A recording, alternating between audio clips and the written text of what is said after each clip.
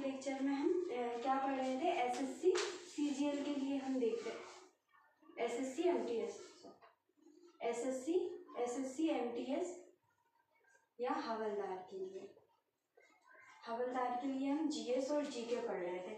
GS और GK हम complete कर रहे थे, जिसमें हमारी जीके बहुत हद से क्या कंप्लीट हो गई है। जीके हमारा कंप्लीट हो गया। जीएस में सिर्फ हमको 3 से 4 टॉपिक पढ़ना है, तो इसको हम धीरे धीरे अच्छे से 2-3 लेक्चर में इसको आप कवर कर लेंगे। 2-3 लेक्चर में या 10 लेक्चर में हमारे ये कंप्लीट हो जाएगा। मतलब आपके 1-2 दिन में ये कंप्लीट कर डालेंगे। एक दिन में दो लेक्चर भी अगर हम डालेंगे, 2 लेक्चर भी, 2 क्लास भी लेंगे, तो हमारे 3-4 दिन में ये कंप्लीट हो जाएगा जीएस।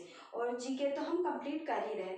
तो हमारी अभी 2-3 दिन क्या क्लास अभी नहीं हो पाई थी, इसलिए हम क्या थोड़ा जल्दी पढ़ेंगे, क्योंकि एग्ज़ाम आने ही वाला है। अभी सितंबर में हमारा आज 1 सितंबर हो गया, 2 है आज, तो 3 सितंबर को ये हमारी क्लास आपको मिल जाएगी, है ना।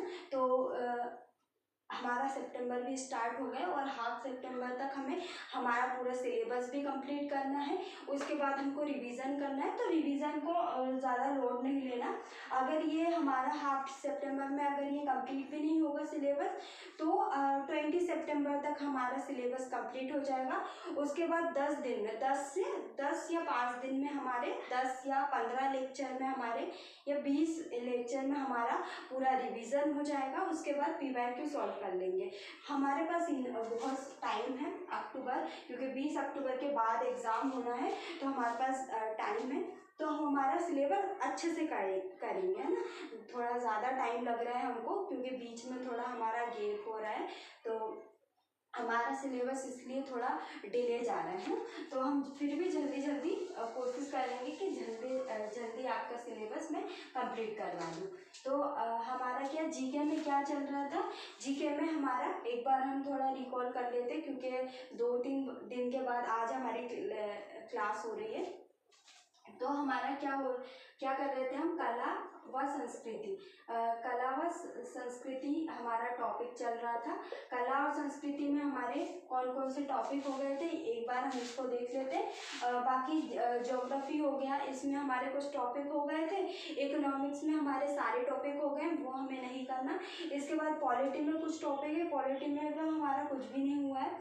इसके बाद हिस्ट्री में भी मैंने आपको प्रमुख जो युद्ध अभियान है वो मैंने आपको बता दिए थे। जो प्रमुख युद्ध हुए थे उसको मैंने आपको 2 लेक्चर में उसको पढ़ा दिया था। तो हिस्ट्री भी हमारा थोड़ा कवर हो गया, ज्योग्राफी भी कुछ बचा है हमारा, स्पोर्ट्स भी हमारा कुछ कवर हो गया है, और इकोनॉमिक्स हमारा कंप्लीट ही हो गया। पॉलिटी हमारा कंप्लीट नहीं हुआ है, उसको हम स्टार्ट करेंगे। उसमें हमको 3-4 चीज़ें पढ़ना है, तो इसमें हमारे 10 लेक्चर में हम कंप्लीट कर देंगे सारी चीज़ें। आर्ट एंड कल्चर के भी हमारे 2 टॉपिक और बचे हैं, तो इसको भी हम कर लेते हैं। शास्त्रीय नृत्य हमारा कंप्लीट हो गया था, ये हमारा कंप्लीट हो गया। आप इसको हमारे प्रीवियस लेक्चर में जाके इसको देख सकते हैं। इसके बाद लोक नृत्य वाला भी टॉपिक हमारा कंप्लीट हो गया, लोक नृत्य वाला टॉपिक भी हमारा कंप्लीट हो गया। 3rd हमारा कौन सा टॉपिक कंप्लीट हो गया, इसमें त्योहार हमारा, त्योहारों वाला इसके बाद देखेंगे। और उत्सव भी हमने इसी में देख लिए थे, और मेले भी हमने इसी में देख लिए थे। इसके बाद हमने क्या देखे थे, संगीत वाद्य यंत्र हमारा कंप्लीट हो गया। संगीत वाद्य यंत्र हमारा कंप्लीट हो गया। 5वां हमारा टॉपिक चल रहा था संगीत घराना। तो संगीत घराना हम ज़्यादा इसमें टाइम नहीं लगाएंगे, क्योंकि यहाँ से ज़्यादा क्वेश्चन बनते भी नहीं है। इसके बाद हमारा मंदिर स्थापत्य कला के बारे में हम देखेंगे, मंदिर में कौन कौन सी कलाएँ होती हैं, और प्रमुख जो मंदिर हैं भारत में उनके बारे में देखेंगे। हम इसको ऐसे देख लेंगे कि जो प्रमुख स्टेट है सभी स्टेटों के हम देख लेंगे, ताकि हमारा कुछ भी क्वेश्चन इससे क्या छूटे ना। तो हम धीरे धीरे करके ये संगीत घराना भी हम 5 से 6 लेक्चर में इसको कंप्लीट कर लेंगे। उसके बाद मंदिर कला की शैलियों के बारे में देखेंगे।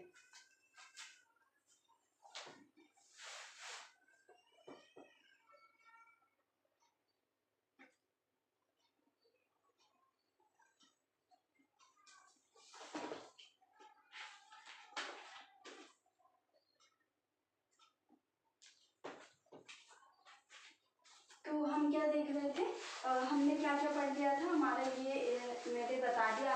बताना ज़रूरी था, क्योंकि हमारे 2 से 3 दिन में आज एक लेक्चर हो रहा है, इसलिए थोड़ा जो पीछे की चीज़ें हैं वो मैं आपको रिवीजन करवा रही थी।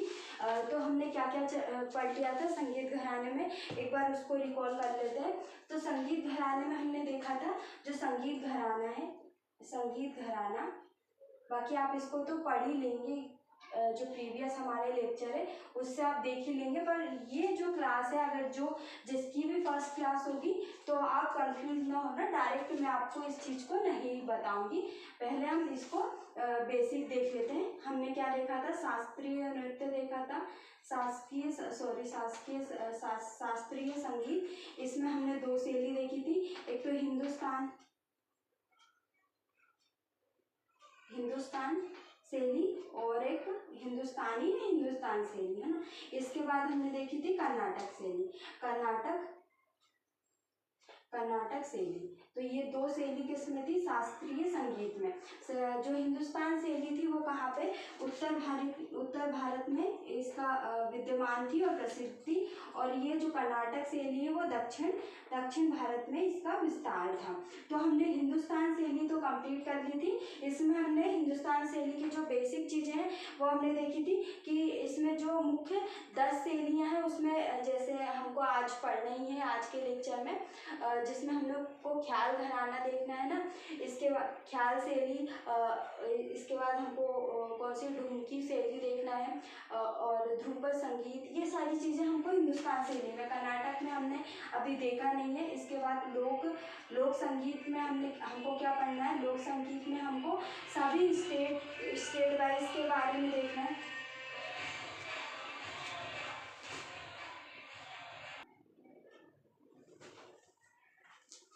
लोक संगीत में हमको सारे राज्य में जितने भी लोक संगीत होते हैं उसमें देखना है लोक संगीत। और हमको क्या देखना है, जो शास्त्रीय संगीत है, शास्त्रीय संगीत व लोक संगीत की जो मिलन है उसके बारे में देखना है। हमको 2 भागों में बांटा गया है।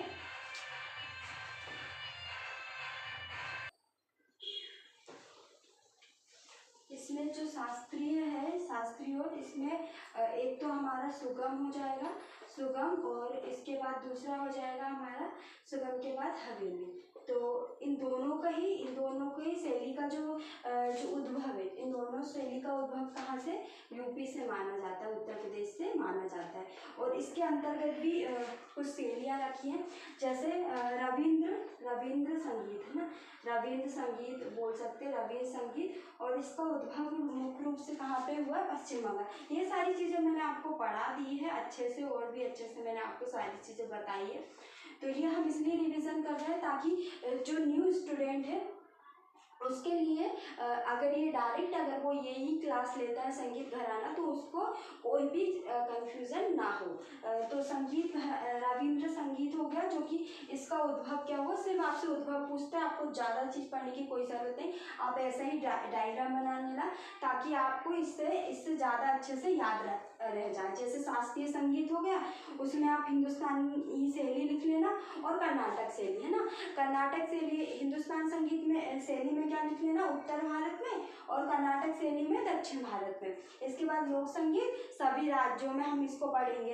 इसके बाद शास्त्रीय और लोक संगीत का क्या समन्वय, लोक संगीत का समन्वय, जिसमें सुगम संगीत और हवेली संगीत, दोनों का उद्भव उत्तर प्रदेश से हुआ, और इसका उत्तर प्रदेश मथुरा, है ना, इसका जो पर्टिकुलर नाम है वो भी याद है ना। इसके बाद गढ़ संगीत क्या है, गढ़ संगीत कहाँ पे है, संपूर्ण भारत में। इसके बाद जो आधुनिक संगीत है वो चीज़ है ना, आधुनिक संगीत में एक रॉक म्यूजिक और ट्रांस म्यूजिक, रॉक म्यूजिक जो कि हम सुनते ही है, रॉक म्यूजिक और ट्रांस म्यूजिक, है ना। इसमें क्या आ जाएगा, पॉप संगीत आ जाएगा, और इसमें ब्लू संगीत। तो ये सारी चीज़ें, ये आधुनिक जो संगीत है जो अभी वर्तमान में है, और जो पुराना है वो शास्त्रीय संगीत है ना, शास्त्रीय संगीत अभी भी है, और जो आधुनिक संगीत है वो भी है ना। तो ये सारी चीज़ें हमने संगीत घराने के अंतर्गत पढ़ ली थी। आज के लेक्चर में हम हिंदुस्तान संगीत हमारा कंप्लीट हो गया है। हिंदुस्तान संगीत में जो 10 घराने हैं, जो शैली है, उनके बारे में हम देखेंगे, बस इससे ज़्यादा और कुछ नहीं पढ़ेंगे इसमें। कर्नाटक में भी हम कुछ चीज़ें ही पढ़ेंगे, बस हमको इतना याद रखना है, जो हिंदुस्तानी शैली है वो उत्तर भारत में थी और जो कर्नाटक शैली है वो दक्षिण भारत में, बस इतना याद रखना है। और जो कुछ चीज़ें इंपॉर्टेंट है कर्नाटक शैली में हम उसको देखेंगे और हिंदुस्तानी शैली में जो इम्पोर्टेंट चीज़ें हैं वो देखेंगे। तो एक एक करके हम सारी चीज़ें संगीत घराने के अंतर्गत हम चीज़ें देखते हैं। हिंदुस्तान शैली के अंतर्गत हम चीज़ें पढ़ेंगे और आज हिंदुस्तान शैली कंप्लीट कर लेंगे, क्योंकि हमको सिर्फ छोटी छोटी चीज़ें देखनी है, उसमें ज़्यादा चीज़ें हमको देखना नहीं है। संगीत घराना ना, हमको संगीत घराना देखना है।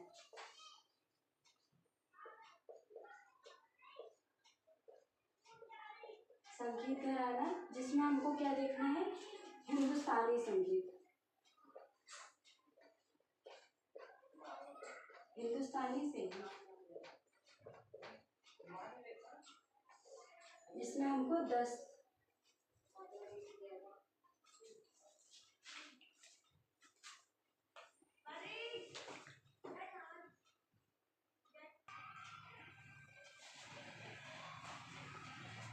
इसके बाद हम देखते हैं हमारा क्या हिंदुस्तान शैली हमने पढ़ लिया था। हिंदुस्तान शैली के हमने देख लिया था कि नाट्य शास्त्र में इसका वर्णन कहाँ पे है, सारी चीज़ें हिंदुस्तान शैली से संबंधित हमने चीज़ें देख ली थी।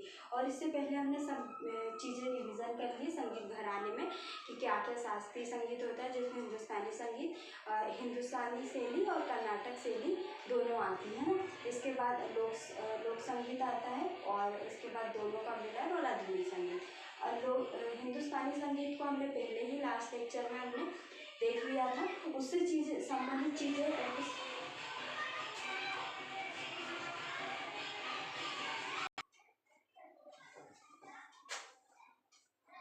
हिंदुस्तान शैली से संबंधित कुछ चीज़ें और बची थी, जैसे कुछ शैलियाँ हैं जिसमें से 10 शैलियाँ हैं जो फेमस शैली हैं, उनके बारे में मैं आपको बता रही हूँ, जो एग्ज़ाम में पूछते हैं ना, तो हम उसको एक एक करके सारी चीज़ें पढ़ते हैं। सबसे पहले ध्रुपद शैली। ध्रुपद शैली बहुत ज़्यादा प्रसिद्ध है। ध्रुपद शैली जो संगीत है वो कठिन भी बहुत होता है, और ये जो ध्रुपद संगीत है वो पहले होता था, अभी होता है पर ना के बराबर होता है।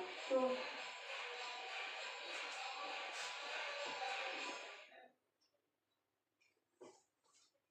जो ध्रुपद संगीत है इसका वर्णन कहाँ पे, नाट्य शास्त्र में इसका वर्णन किया गया है। और इसके गायक कौन है, अमीर खुसरो है। कौन है इसके गायक, अमीर खुसरो हैं। और प्रमुख और भी देखेंगे हम। तो ध्रुपद संगीत सबसे पहले तो हम देखेंगे कि नाट्य शास्त्र में किसका वर्णन किया गया है, तो ध्रुपद संगीत का वर्णन किया गया है। और इनके प्रमुख गायक कौन है, अमीर खुसरो। अमीर खुसरो का आप नाम सभी जो शैलियाँ हैं उसमें देखने को मिलेगा। और जो अमीर खुसरो है वो जो काफ़ी ज़्यादा शैलियाँ हैं, जैसे ख्याल शैली हो गई है ना, तराना शैली हो गई, उनके क्या है आविष्कारक है या उद्भव उनके द्वारा हुआ है। तो अमीर खुसरो। इसके बाद स्वामी हरिदास, मियाँ तानसेन। अब हम देखेंगे जो मियाँ तानसेन है, कुछ अगर जो मियाँ तानसेन की जो मृत्यु है, कुछ पुस्तकों में दिया है कि जो मियाँ तानसेन है उनकी मृत्यु ध्रुपद संगीत गाने के समय ही उनकी मृत्यु हुई थी, है ना। इसके बाद बेजू बावरा का नाम भी आपने सुना होगा, नीबद कहा होगा, है ना, गुड़ समुद्र। तो ये सभी नायक किससे संबंधित है, तो ध्रुपद शैली से ये जुड़े हुए नायक है। इसके बाद देखेंगे ख्याल शैली। तो ख्याल शैली हम देखेंगे, ख्याल शैली का उद्भव कहाँ से हुआ, उद्भव किसके द्वारा किया, तो उद्भव अमीर खुसरो के द्वारा किया। बस यही आपसे पूछेंगे, जो इम्पोर्टेंट फैक्ट है मैं बस आपको वही बता रही, क्योंकि ज़्यादा डाटा कलेक्ट करने की आपको ज़रूरत नहीं। SSC MTS हमारे 10th लेवल का एग्ज़ाम है, तो उसमें हमको सिर्फ उतनी ही बेसिक चीज़ें ही पूछेंगे, ज़्यादा डीप नहीं पूछेंगे, क्योंकि SSC ये मान के चलेगा कि जो 10th लेवल का बच्चा है वो क्या क्या पढ़ सकता है ना। तो सिर्फ जो 10th बेस पे एग्ज़ाम है उतनी ही सारी चीज़ें पूछेंगे। तो अमीर खुसरो के द्वारा उद्भव, है ना। इसके बाद हुसैन साहब ने क्या किया था, इसको संरक्षण दिया था। इसके बाद तराना शैली के आविष्कारक कौन है, तो अमीर खुसरो। तराना शैली के आविष्कारक अमीर खुसरो है। और इसकी प्रमुख जो घराना है वो कौन सा है, मेवती घराना। मेवती घराना जिसमें पंडित रत्न मोहन शर्मा, जिनको तराना के क्या बोलते हैं, बादशाह बोलते हैं। किसको? पंडित रत्न मोहन शर्मा को तराना के बादशाह कहा जाता है ना। तराना शैली के जो आविष्कारक है वो कौन है? अमीर खुसरो। और मेवती घराना के जो प्रमुख कलाकार है वो कौन है? पंडित मोहन राम पंडित रत्न मोहन शर्मा घर, इनको क्या बोलते हैं? तराना घराने के बादशाह बोलते हैं। इसके बाद हम देखेंगे डुमरी उत्पत्ति कहाँ से? उत्तर प्रदेश से हुई। और ये क्या है? जो कथक शास्त्रीय संगीत है उससे जुड़ा हुआ क्या है? ठुमरी है। ठुमरी पे क्या किया जाता है? शास्त्रीय नृत्य कथक किया जाता है ना। मुख्य घराने कौन से डुमरी में? ये हमको ये ज़्यादा इम्पोर्टेंट है। एक है वाराणसी घराना, एक लखनऊ घराना, है ना। और एक जो फेमस कलाकार है उनके बारे में हमको याद रखना है, गिरजा देवी व छन्नू लाल मिश्रा। तो जो गिरजा देवी उनको क्या बोलते हैं? डुमरी की रानी कहा जाता है, डुमरी की रानी, है ना। तो ये चीजें हमको याद रखना है। गिरजा देवी, डायरेक्ट क्वेश्चन आ सकता है कि डुमरी की रानी निम्नलिखित में से किसको कहा जाता है? तो गिरजा देवी को कहा जाता है ना। और छन्नू लाल मिश्रा को भी हमको याद रखना है। इसके बाद हम देखेंगे गजल। तो गजल क्या है? एक छोटी कविता है। पहली गजल किसने लिखी थी? तो अमीर खुसरो के द्वारा पहली गजल लिखी गई थी। तो ये हमने हिंदुस्तान शैली में 10 शैली में से ये जो इतनी इम्पॉर्टेंट है हमने वो पढ़ ली है। एक तो ध्रुपद शैली, ख्याल शैली, तराना शैली, डुमरी शैली और गजल। तो ये हमने इतनी देख ली है। नेक्स्ट लेक्चर में हम कर्नाटक शैली के बारे में पढ़ेंगे।